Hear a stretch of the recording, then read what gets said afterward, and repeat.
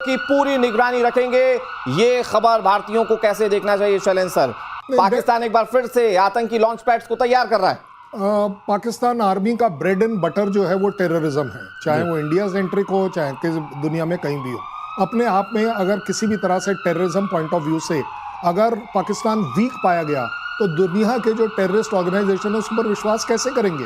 एक बात। दूसरी बात उससे भी ज्यादा बढ़कर आप हाईटेक कर लीजिए। आप क्या सोच रहे हैं मैं अगली बार आपको पुराने ओल्ड टेक्नोलॉजी से अटैक करूंगा? मैं भी आपको सुपर हाई टेक्नोलॉजी से अटैक करूंगा।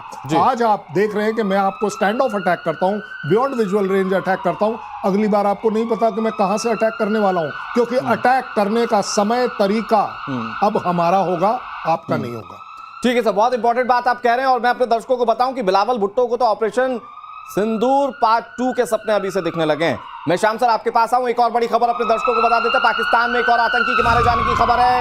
लश्कर तैयबा का फाउंडर मेंबर शौकत, बताया जा रहा है कि किसी गुमनाम व्यक्ति इसको मारकर चला गया है। आतंकियों को ट्रेनिंग देता था शौकत, और इस शौकत को पूरी तरह से मिट्टी में मिला दिया गया। हमारे साथ मेजर गौरव आर्या भी जुड़े हुए हैं। और मेजर, बहुत जल्दी से मैं आपसे ये जानने की कोशिश करता हूं कि लश्कर का ये एक और आतंकी जो ढेर हुआ है, कहा जा रहा है कि किसी अज्ञात ने इसे टपका दिया है। इसके पीछे कोई खेल समझ रहे हैं क्या मेजर साहब आप? देखिए, पाकिस्तान में तो खौफ है ही, और पाकिस्तानी मीडिया अब खुल के कह रहा है कि भारत मरवा रहा है। हमारा ये कहना है कि भाई हमारा इससे कोई लेना देना नहीं है, इनकी हरकतें ऐसी हैं। देखिए, लश्कर तैयबा जो भी होगा वो कोई संत साधु तो होगा नहीं, बिल्कुल तो होगा टेररिस्ट। और जब वो टेररिस्ट होगा और उसकी हरकतें टेररिज्म वाली होंगी तो फिर उसके दुश्मन भी वैसे होंगे जो उसके पीछे पड़ेंगे। और हो सकता है कि आपसी रंजिश का मामला है। देखिए, ये लगातार दर लगातार पाकिस्तानी मीडिया का कहना है कि लगातार दर लगातार वही लोग मारे जा रहे हैं जो भारत के खिलाफ बोलते थे, भारत के खिलाफ कार्रवाई करते थे। मुझे ऐसा लगता है कि ये बहुत ही एक खूबसूरत कोइंसिडेंस है। बिल्कुल मेजर, आप जो कह रहे हैं वो बहुत इंपॉर्टेंट बात है, क्योंकि जो भारत की मुखालफत करते हैं या जो भारत के खिलाफ कई सारे आतंकी सपने बुनते हैं वो एक एक करके खत्म हो रहे हैं। और इसीलिए पाकिस्तान तो खुलकर कह रहा है कि भारत करवा रहा है। इस बीच खबर यह कि ऑपरेशन 2.0 की प्रस्तावना मुनीर लिख रहा है। कश्मीर का नाम लेकर उससे फिर से जहर उगला है। सेना से बोला कि कश्मीरी भाइयों की कुर्बानी को याद रखो। मुनीर के भड़काऊ बयान के बाद ही पहलगाम आतंकी हमला हुआ था, और एक बार फिर से कश्मीर पर जो टिप्पणी कर रहा है असीम मुनीर। सवाल यह कि क्या ऑपरेशन सिंदूर 2.0 की पटकथा पाकिस्तान के असीम मुनीर की ओर से, फील्ड मार्शल की ओर से लिखी जा रही है? श्याम सर, ये हम लिखेंगे, जब जरूरत पड़ेगी तो ये हम लिखेंगे। हम सब इंतजार करेंगे जिस दिन उन्होंने ये फिर से जो हरकत की, क्योंकि हमने अब वो अपने हाथ में ताना वाना ले लिया है। और जब हमने कहा है कि अब हमें किसी से पूछने की जरूरत नहीं है, हमने बहुत FIR लॉन्च किया, हमने बहुत सारे यूनाइटेड नेशंस में गुहार लगाई, हमने वर्ल्ड को पूरी तरह से बताया। किसी ने नहीं सुना, फिर हम खुद जज के रूप में आ गए हैं। हमें सेल्फ डिफेंस का अधिकार है। SCO में राजनाथ सिंह ने बहुत क्लियरली कहा हमें परपेटर्स जो हैं हमारे, उनको हटाना है, एलिबरेट सपोर्टर्स को भी हटाना है, फिनांसर्स को हटाना है। तो अगर वो हरकत करते हैं तो हम पूरी तरह से तैयार हैं। हमने समझा है ऑपरेशन सिंदूर में हमें क्या करना है, कैसे करना है, कब करना है। आपकी हरकत होगी तो उसका जवाब दिया जाएगा। ऑपरेशन सिंदूर 2 हमने ऑपरेशन सिंदूर बंद किया नहीं तो 2 की बात ही नहीं। और उसी ऑपरेशन सिंदूर मैं सर इसी को आगे बढ़ाते हुए, जो कि अब भारत सरकार ने कहा कि operation Sindoor is a new normal for the India, तो क्या उसके लिए पाकिस्तान खुद अपनी कब्र खोद रहा है? पाकिस्तान चाहे गिन ले, 1 गिन ले, 2 गिन ले, 3 गिन ले, 4 गिन ले, Pakistan you be rest assured, ये गिनती खत्म नहीं होगी जब तक तुम खत्म नहीं होगे। अगर आप मुझे 5 सेकंड दें, आपने बात करी कि वहां एक और आतंकी मारा गया है और उसका ब्लेम उन्होंने पाकिस्तान ने इंडिया की तरफ किया है। मैं कहता हूं चलिए जी, इंडिया से मैंने करवाया है, मैंने करवाया, कहने में हर्ज क्या है? कहने को आप कुछ भी कह लीजिए, लेकिन ज्यादा बड़ी बात यह, क्या आपको यह नहीं दिखता कि आतंकी मारा गया है? उसकी कोई बात नहीं हो रही। उससे बड़ी बात आपका कहना, आपके यहाँ सबसे ज्यादा आतंकी प्रभावित रहे हैं, हम तो आपका काम कर रहे हैं। कल अगर गौरव बोल दे कि जी वहां के 2 और बंदे मारे गए, मैं आज कह रहा हूं आज नहीं तो कल हफीज मारा जाएगा, मसूद मारा जाएगा। आज मेरे से आप लिखवा लीजिए और आप जिस भी दिन होगा आप मुझे ब्लेम कर लीजिएगा, लेकिन मैं काम कर रहा हूं इंसानियत का, आपकी पाकिस्तान की इंसानियत का, दुनिया की इंसानियत का। इस तरह के टेररिस्ट अगर आपके यहां से जा रहे हैं, अलविदा हो रहे हैं, आप 72 हो रहे हैं, उनके लिए अरेंज नहीं कर पाए, अब हम कर रहे हैं और हम आगे भी करेंगे। और भारत ने तो बिल्कुल क्लियर कर दिया, अगर आतंक की बात करेगा आतंक का लॉन्च पैड पाकिस्तान होगा तो आतंक को पालने वाला देश भी हमारे लिए आतंकी है। भारत ने एकदम क्लियर कर दिया। इस बीच एक बड़ी खबर अपने दर्शकों को बता देते हैं। यूक्रेन पर रूस ने बहुत बड़ा हमला बोला है। यूक्रेन पर 477 ड्रोन और 60 मिसाइलें दागी गई हैं। रूस का दावा है कि यूक्रेन पर 537 हवाई हमले किए गए। बैलिस्टिक और क्रूज मिसाइलों से हमला किया गया। 4 कैलिबर क्रूज मिसाइलें दागी गई थी। यूक्रेन का एक और F-16 मारा गया। F-16 अमेरिका की ओर से दिया गया फाइटर प्लेन, लेकिन यूक्रेन के लिए काम कर रहा था और इसे रशिया ने ढेर कर दिया।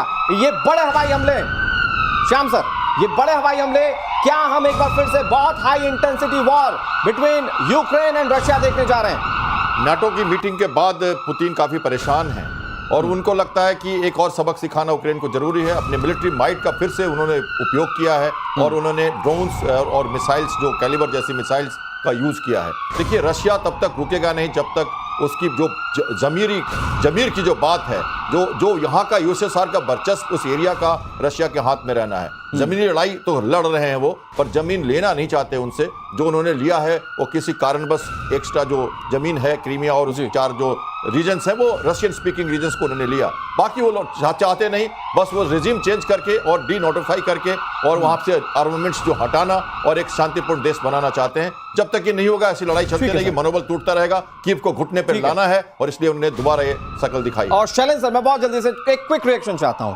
क्या पिछले दिनों यूक्रेन ने जो रूस के अंदर घुसकर हमला किया था, जो व्लादिमीर पुतिन के घर के आसपास जो हमले हुए थे, क्या ये उसके बदले की शुरुआत है या बदला उसी के चलते ये सारे हमले जो हम देख रहे हैं?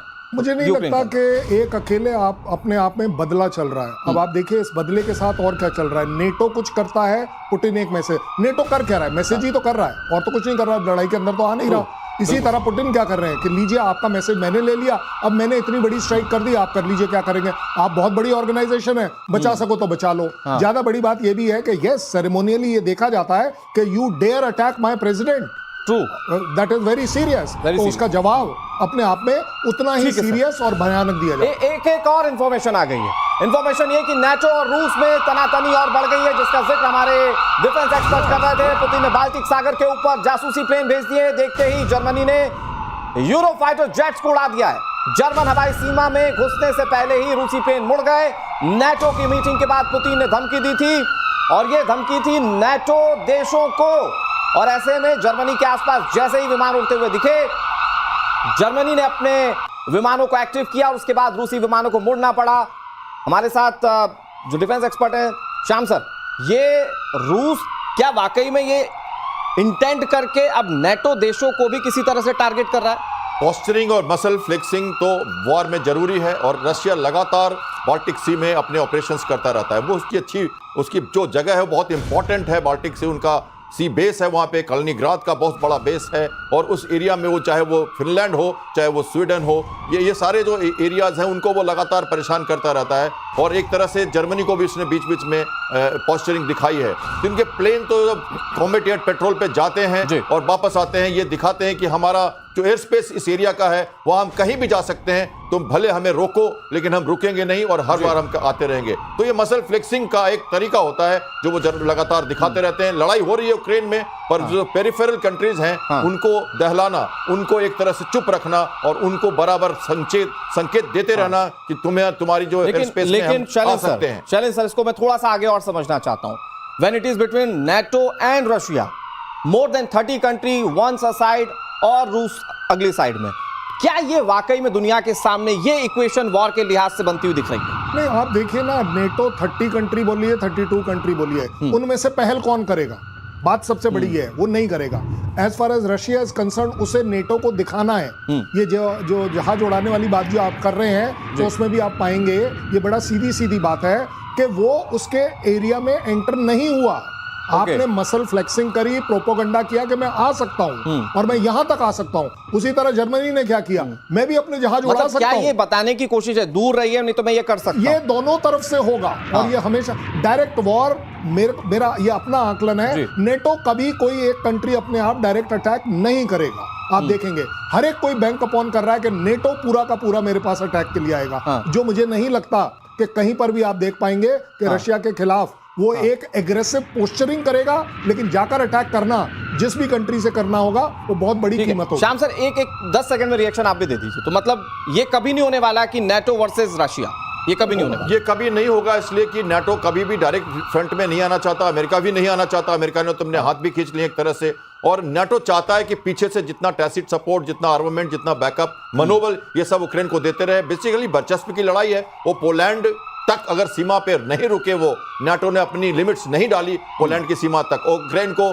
फ्री नहीं किया, और यूएसएसआर का जो पुराना वर्चस्व है वो वहां पे दाखिल नहीं हुआ, तब तक ये होता रहेगा। नाटो कभी सामने आएंगे नहीं, उन्हें इस बारे में उन्हें सोचना पड़ेगा कि और मुझे लगता है कि फिर अगर ऐसा है खुलकर नहीं आएंगे और सिर्फ बैक ऑफ द डोर आप सिर्फ कहेंगे नहीं जंग लड़ी हम आपके साथ है, तो फिर सारा नुकसान जो है वो सिर्फ यूक्रेन का है। पूरा का पूरा नेटो यूक्रेन के साथ है ना, दिख तो रहा है यूएस यूक्रेन के साथ है। देश आज बर्बाद हो चुका है। लड़ कौन रहा है? कोई नहीं लड़ेगा तुम्हारे लिए।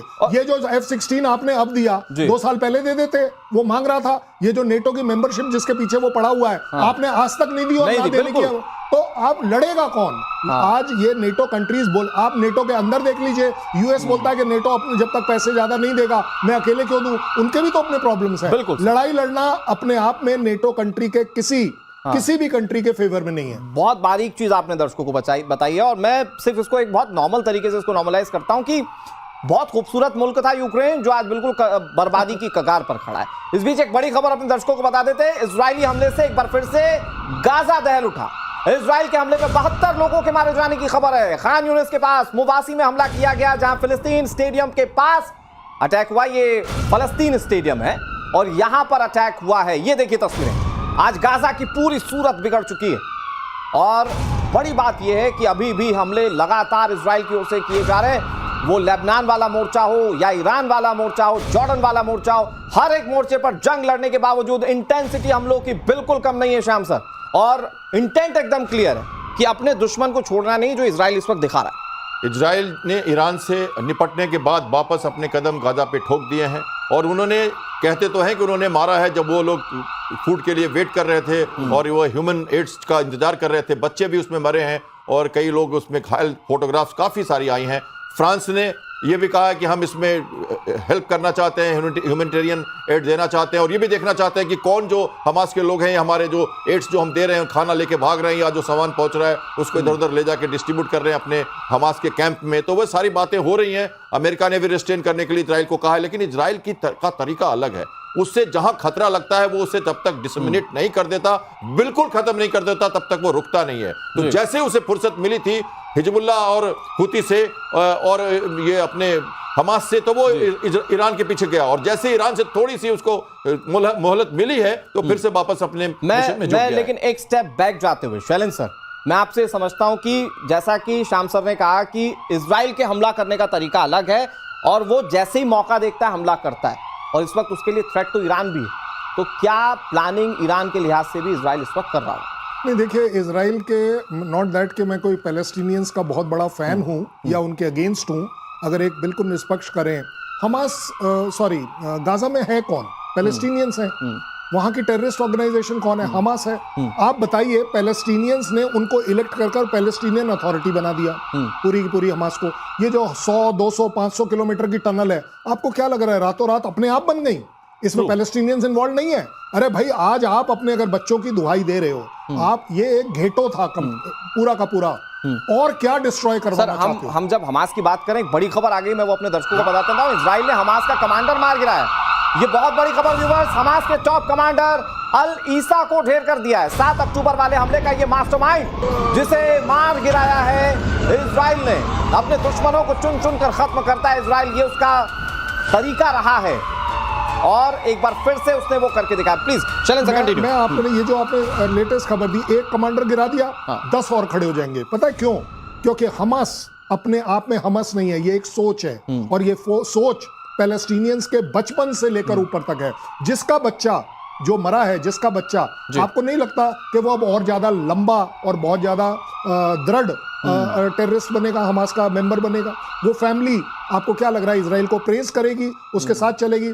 हमास का सबसे बड़ी तकलीफ यह है, अगर आप कल पूरे के पूरे गाजा को खत्म कर दें, जमीन में मिला दें, तो भी हमास की जो सोच है वो आप खत्म नहीं और कर सर हमास तो कहता है कि हम फुल टाइम वॉरियर हैं, हम लोगों के लिए जीना, अच्छी लाइफस्टाइल मेंटेन करना माइट बी अ टास्क, लेकिन वहां के लिए लोग अपने आप को वॉरियर बताते हैं, वो जंग को अपने आप में ब्लड में बताते हैं। तो इसीलिए हमास वॉरियर कैसे हो गया?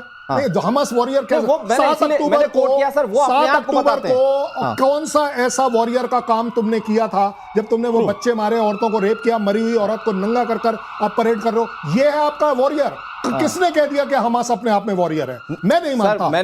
ह्यूमैनिटी के अगेंस्ट है। मैंने बहुत क्लियर कहा कि हमास अपने आप को वॉरियर बताता है, इसीलिए मैं आप ही की बात को सपोर्ट कर रहा हूं। देखिए इसको ऐसे एक मरेगा तो 10 खड़े हो जाएंगे। देखिए उसको ऐसे लिया जाए कि हम देखिए सेकंड। पैलेस्टाइन एक कंट्री है जिसे कोएग्जिस्ट करना था इजराइल के साथ, और इजराइल उसके साथ कर रहा था, सब कुछ अच्छा चल रहा था। 7 अक्टूबर 23 को मैं फिर से बताता हूं, कुछ डिस्कंटल्ड लोगों ने, हमास के कुछ डिस्कंटल्ड लोगों ने, वैसे हमास तो टेररिस्ट आउटफिट है, ये तो डिक्लेयर्ड है, लेकिन ये गलत कर दिया जब हम इंडिया से मिडिल ईस्ट यूरोपियन कॉरिडोर बना रहे थे, हम जब अच्छी बातें कर रहे थे, उस समय इजराइल को उन्होंने कुरेद दिया। ये गलत किया, और हमास जब तक खत्म नहीं होगा तब तक वो सर प्लीज, एक बड़ी खबर आ रही है, एक बड़ी खबर आ रही है। बड़ी खबर यह है कि ईरान इजराइल वॉर में अमेरिका ने लाखों डॉलर फूंक दिए। मिलिट्री वॉच मैगजीन की रिपोर्ट में बहुत बड़ी बात सामने आई, सिर्फ थर्ड इंटरसेप्टर के लिए 1.2 बिलियन डॉलर खर्च किए गए। ईरान से थर्ड ने इजराइल को बचाया था, और मैं गलत नहीं हूं अगर शैलेंद्र सर, तो ये थर्ड वो है जो सैटेलाइट के तौर पर इंटरसेप्ट करता है मिसाइलों को। प्लीज आप थोड़ा इसको इलैबोरेट कर दीजिए। देखिए सबसे बड़ी बात यह है, एयर डिफेंस सिस्टम बैकबोन है इजराइल को बचाने वाली। अगर 100 मिसाइल इजराइल की तरफ चलती हैं, चाहे वो थर्ड ले लीजिए, पैट्रियट ले लीजिए, आयरन डोम ले लीजिए, वो एरो 1, 2, 3 ले लीजिए, ये सारी की सारी ग्रिड अपने आप में कंट्री की बाउंड्री से बाहर भी और अंदर भी ये ही अकेले बचाती है। अगर 100 मिसाइल इसके तरफ आती हैं, डेडली मिसाइल आती हैं, तो भी आप देख पाते हैं 5, 6, 7, 8, 10 मिसाइल एक्चुअली ग्राउंड पर गिर पाती हैं, जो कि अपने आप में उनको मंजूर नहीं है, क्योंकि इजराइल अपने आप में एक बहुत ही कंजेस्टेड एरिया है। कहीं जहां भी मिसाइल गिरेगी अपने आप में बहुत बड़े डैमेज। सर एक और बिग ब्रेकिंग अपने दर्शकों को बता देते हैं। ईरान को 30 अरब डॉलर देने पर अमेरिका विचार कर रहा है। ईरान को प्रतिबंधों में ढील ट्रंप प्रशासन की ओर से मिल सकती है एटॉमिक साइट्स पर तबाही के बीच। ये बहुत बड़ी खबर है। एक तरफ न्यूक्लियर प्रोग्राम को रोकने की बात अमेरिका कह रहा है, दूसरी तरफ खबर यह कि ईरान अपने न्यूक्लियर प्रोग्राम्स को बढ़ा रहा है, तीसरी तरफ खबर यह कि ईरान को 30 अरब डॉलर अमेरिका देने पर विचार कर रहा है एटॉमिक साइट्स पर तबाही के बीच। ये खबर है, पैसे के बदले ईरान को रोकना होगा, ये स्ट्रेटेजी है। हमारे साथ मेजर गौरव आर्य जुड़े हुए हैं। बहुत जल्दी से मेजर आपसे ये जानना चाहूंगा मैं कि ईरान की एटॉमिक साइट्स को तबाह करने वाले ट्रंप के दिमाग में चल क्या रहा है? ये जो पैसे की मदद है ये क्यों देना चाह रहे हैं ट्रंप? अगर अमेरिका ये कहता है कि ईरान को वो अरबों डॉलर देना चाहता है और प्रतिबंध वो हटाएगा या सैंक्शंस हटाएगा, तो एक चीज है कि इसकी क्या गारंटी है कि ईरान न्यूक्लियर वेपन इस्तेमाल नहीं करेगा। ये मैं समझ, देखिए न्यूक्लियर वेपन बनाएगा, उसने कोई मना नहीं करा, उसने कभी ये नहीं बोला कि हम न्यूक्लियर वेपन प्रोग्राम अपना खत्म कर देते हैं, और अगर बोल भी दिया तो विश्वास नहीं करना चाहिए, क्योंकि फिर डुअल यूज टेक्नोलॉजी को लेके वो बोलेगा पीसफुल मीन्स के लिए, और फिर चुपचाप वो वेपन बनाएगा। ये कभी अल्टीमेट गारंटी क्या है कि रेजीम जो है तेहरान में वो बरकरार रहे? अल्टीमेट गारंटी और न्यूक्लियर वेपन्स। कभी भी ईरान की करंट रेजीम, खमेनेई की रेजीम, वो कभी भी न्यूक्लियर वेपन्स का पीछा नहीं छोड़ेगी, पाके मानेगी। और अगर